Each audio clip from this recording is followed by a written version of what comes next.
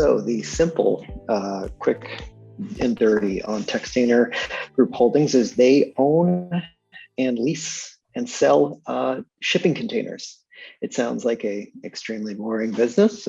It's not exactly, headline grabbing, but it is an extremely interesting business, especially in the time of supply chain woes and shipping bottlenecks around the world.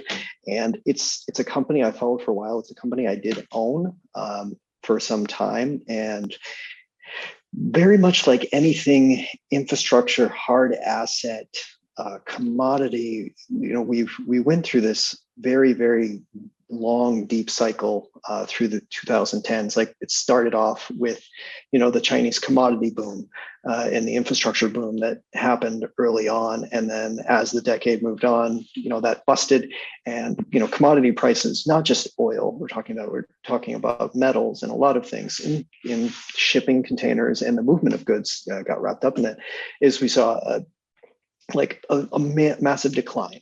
And as a result, prices went down, things were oversupplied.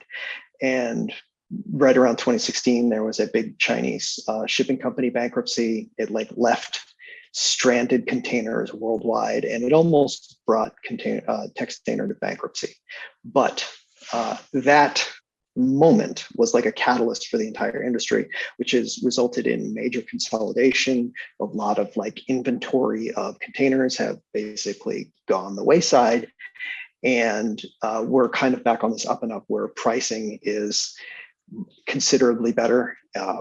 The fleet that it has is Textainer's fleet personally has gotten much newer, so it has a much longer lease life. Its balance sheet has improved considerably. And just to give an example of some of the gains that we are seeing recently, let me just make sure I get the number right. From fiscal 2020 to fiscal 2021, earnings per share are up 245%. So it just kind of gives you a rough idea of number one, how bad shipping was in 2020 and how much better it's been getting. They haven't got a return on equity of about 21% right now. So pretty high return business for something that is pretty simple. Yeah, I'm going to share a chart here which really supports what you're talking about, Tyler. It's also a cash cow business, right? Revenue over the trailing 12 months, over $800 million, almost $500 million in operating cash flow.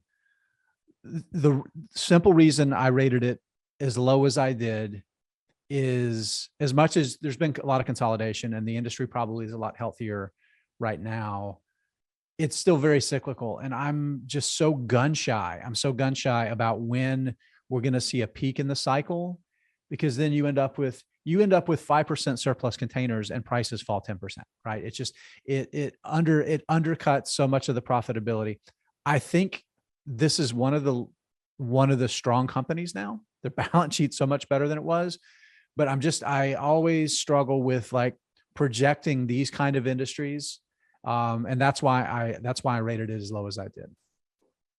Yeah, I was looking at, and just to like you were saying, as a cash cow, and how much since that, Chinese shipping company went bankrupt back in, I think it was 2016, how much Textainer has basically brought their cost, under control. Right around 2016, its costs as a percent of rental income were about 18%, and now they're about 3%. And they've gone from a interest rate on their debt of about 3.9 to 2.6.